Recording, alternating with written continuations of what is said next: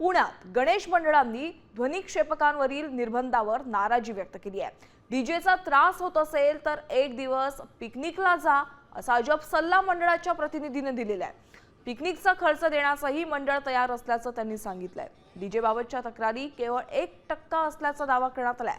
गल्ली बोळात राहणाऱ्या लोकांना डीजेचा त्रास होत नसल्याचंही प्रतिनिधींनी म्हटलेलं आहे। निर्बंधांचा अतिरेक होत असल्याचा आरोप करण्यात आलाय।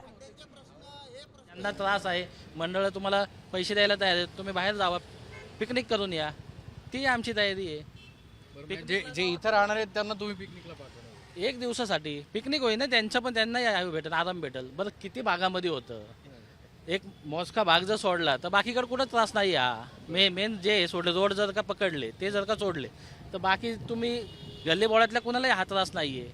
बरं मग पोलीस निर्बंध लावतात? निर्बंध हे पहिल्यापासून येतच असतात, त्याचं किती पालन होतं किती नाही, आता इतके वर्ष आपण बघत आलोय, पण ह्या वर्षी जरा अतिरेक चाललाय त्या गोष्टीचा।